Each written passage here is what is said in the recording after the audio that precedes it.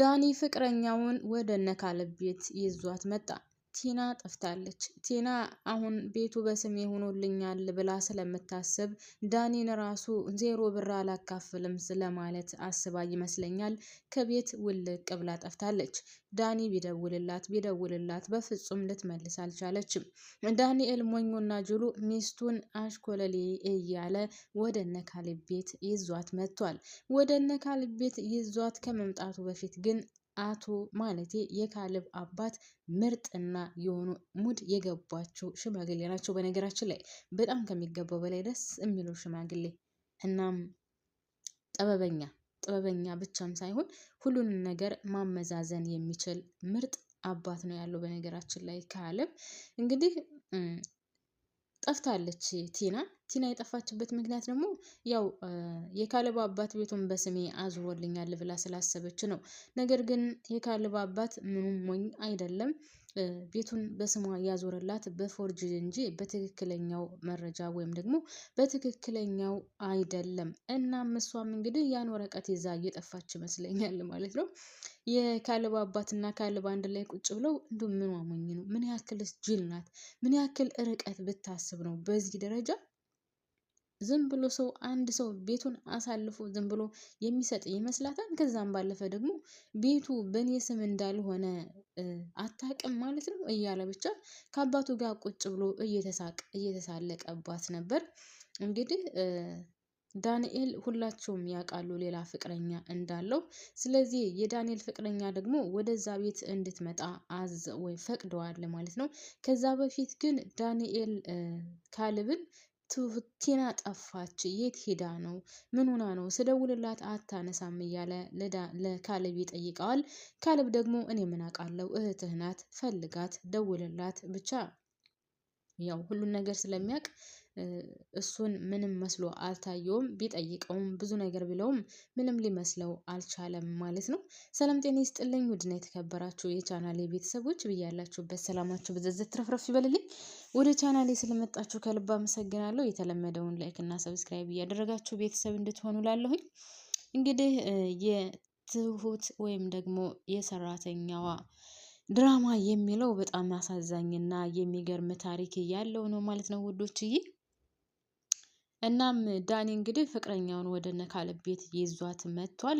ከዛ በፊት ደግሞ እንግዲህ የካሌብ አባት እስኪ ፍቅረኛውን ያምጣትና እንያት፣ ከዛም አይተናት ቆንጆና ጥሩ ልጅ ወይም ደግሞ እርግብ ከሆነች አንተ እሱን ትቀማዋለህ ብሎታል አባትየው። አስባችሁታል? ምን አይነት ጥበበኛ ነው! ጥበበኛ ነው የሚባለው። ለማንኛውም ካሌብ ደግሞ ይሄን ነገር አልፈለገም። እቺ ልጅ እኮ የእሱ ፍቅረኛ ናት፣ እንዴት ብዬ ነው የምቀማው ሲል የካሌብ አባት ደግሞ አንተ የምትወዳትን ሚስትህን ቲናን ቀምቶሃል አይደል ወይ? ስለዚህ ሴት ነው የቀማ፣ አንተ ደግሞ ሚስቱን ወይም ፍቅረኛውን ትቀማዋለህ ብሎታል ማለት ነው። ካሌብ ያን ያክል አላመነበትም። ነገር ግን አባትዮ በቃ 100% እርግጠኛ ሆኖ ይህን ነገር እንዳደርግ አዞታል። ከዛ በፊት ግን ስለ ትሁት ትንሽ አንስተው ነበር። ትሁት ምርጥ ልጅ ናት፣ እንደሷ የሚሆን ሴት የለም። ስለዚህ እንደው ስለሷ ሲያወራለት እንደውም ካሌብ ምን አለ እና ለዳረህ እያልከኝ ባልሆነ ሲለው ምን ይወጣለታል? ይች ልጅ ሰራተኛ ሆና አባት መጣ ኑሮ ብታገባትስ ምን ይወጣላታል እያለው ነበር።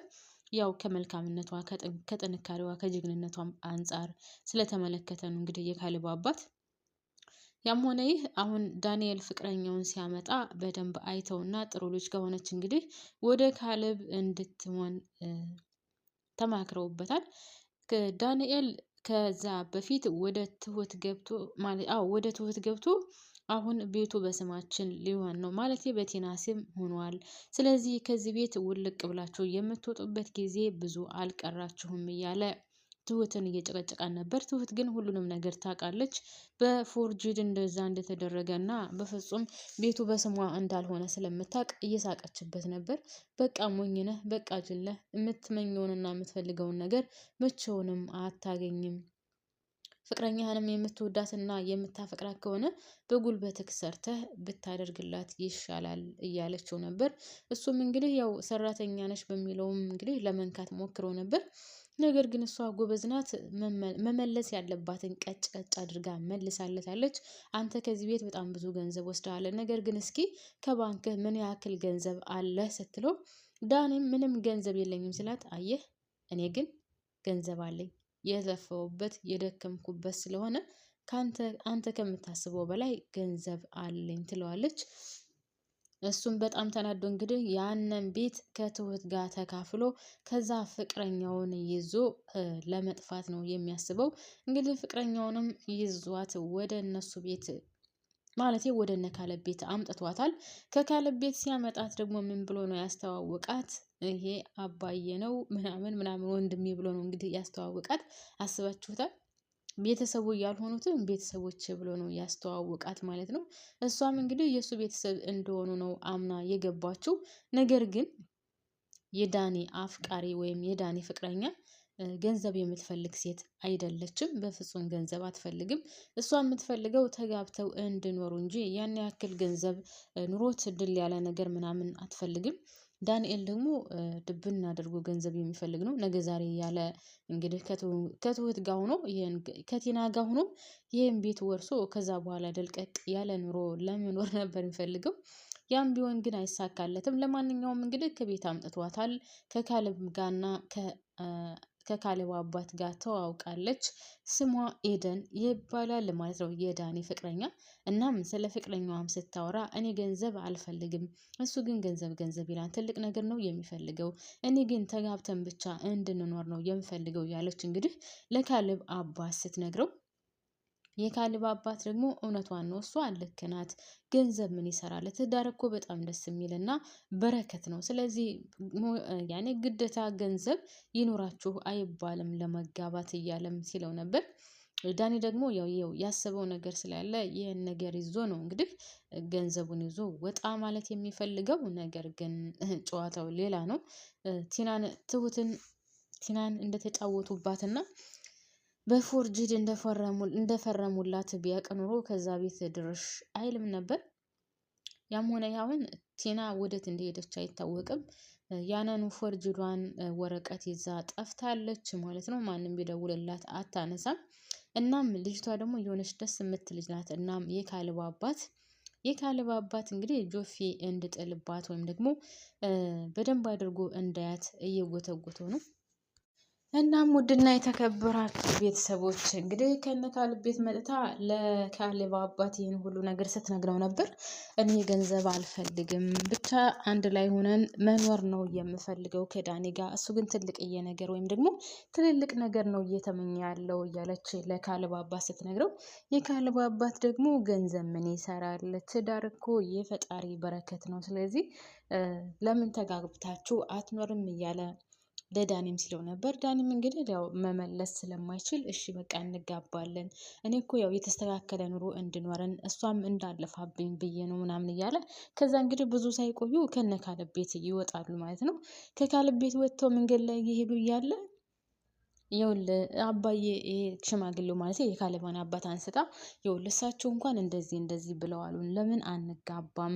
ለምንድን ነው ጊዜስ የምጨርሰው? ለምን ነገ ዛሬ ትላለህ? እኔ እኮ ገንዘብ አልፈልግም፣ በቃ እኔ እናንተ ተጋብተን አንድ ላይ እንድንኖር ነው የምፈልገው። ትንሽ ጊዜ ስጭኝ እያልክ እኮ ጊዜን አቃጠልከው። ስለዚህ ያንተ ትንሽ ጊዜ እስከ መች ድረስ ነው የሚያልቀው? እባክህን ዳኒ፣ በቃ ሁሉንም ነገር ተወውና ተጋብተን አብረን እንኑር ብትለውም ያው እሱ ያሰበውና ያቀደው ነገር ከዛ ቤት ወርሶ ተካፍሎ ስራ ሳይሰራ ደልቀቅ ብሎ መኖር ስለሆነ ይህን ነገር በፍጹም እሷንም ራሱ ሊሰማት አልቻለም። በፍጹም ሊያምንም አልቻለም። አሁን ቲናም ጠፍታለች። እሱም ፍቅረኛውን ወስዶ ለነሱ አስተዋውቋል።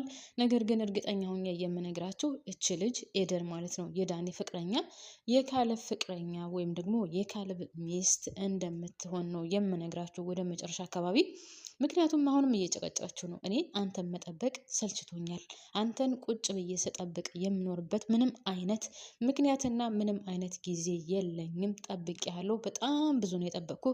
ከዛም ባለፈ ደግሞ አንተን መጠበቅ ሰልችቶኛል። ስለዚህ እኔ ካሁን በኋላ አንተን ብዙ የምጠብቅበት ጊዜ የለኝም ስትልም ለዳኒ ነግረዋለች። ዳኒም አሁንም የሚላት ትንሽ ጊዜ ታገሽኝ፣ ትንሽ ጊዜ ታገሽኝ እና ታገሽኝ ብቻ የሚል መልስ ነው የሚሰጣት ማለት ነው ውዶችዬ። እና የሌባው ሌባ አለበት አይደል የሚባለው። እንግዲህ ሚስቱን ሊሰረቅ ነው ትላላቸው ቤተሰቦች ማለት ነው። ያስቃላ።